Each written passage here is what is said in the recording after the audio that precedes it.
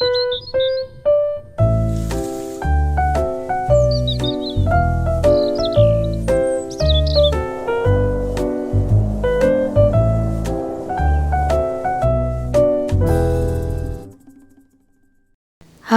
sobat pecinta tanaman hias, kembali lagi di channel Ruang Tanamanku.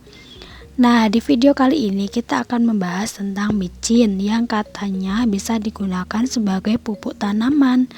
Micin atau yang sering kita sebut dengan MSG itu kepanjangannya adalah mononatrium glutamat atau monosodium glutamat, yang kurang lebih itu hampir sama ya, sodium dan natrium artinya garam. Nah, untuk kandungan micin itu sendiri itu ada asam glutamat sebesar 78%, natrium benzoat 12%, dan air sebesar 10%. Nah, jadi kalau kita pegang itu agak terasa basah ya, karena itu ada kandungan air. Nah, sekarang pertanyaannya, apakah micin bisa digunakan untuk pupuk tanaman? Jawabannya bisa ya. Karena tumbuhan itu memerlukan natrium, dan natrium itu ada pada kandungan dalam micin atau MSG. Nah, untuk merek micinnya ini bebas ya, kalian boleh menggunakan merek apa saja.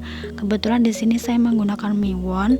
Nah, seperti ini ya. Ini ada yang saset kecil, ada yang saset ukuran lebih besar. Buat kalian yang punya tanaman lebih banyak, kalian bisa menggunakan air sesuai kebutuhan kalian ya. Di sini saya menggunakan 2 liter air, dan untuk takaran micinnya itu sebanyak 4 gram atau 1 sendok teh. Untuk pemakaian micin sebagai pupuk tanaman itu harus dilarutkan ke dalam air ya, jangan langsung ditabur pada tanaman, karena bisa menyebabkan tanaman itu mati akibat oksidasi atau media menjadi panas. Untuk pemakaian bisa digunakan setiap 2 minggu sekali. Nah, di balik kemasan ini juga sudah tertera 4 gram itu setara dengan 1 sendok teh.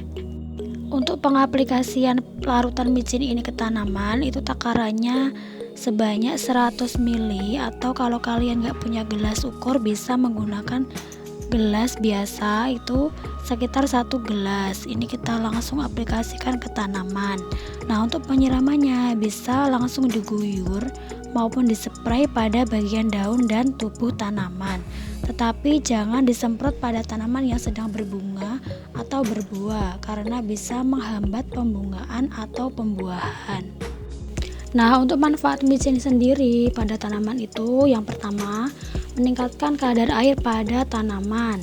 Sebagai contoh, kalau kita pakai micin ke tanaman, maka kadar air pada tanaman akan meningkat karena natrium itu bersifat garam, dan garam itu menarik air sehingga membuat daun bisa lebih lebar. Yang kedua, meningkatkan pertumbuhan vegetatif tanaman. Kalau pada tanaman hias, pertumbuhan tunas baru itu disebut pertumbuhan vegetatif. Jadi, kalau kita memberikan pupuk micin, maka pertumbuhan tunas baru itu bisa lebih cepat. Yang ketiga, itu bisa mempercepat pembungaan dan pembuahan. Kalau kalian punya tanaman pangan seperti cabai, tomat, itu bisa digunakan pupuk micin supaya tanaman kalian cepat berbunga dan berbuah.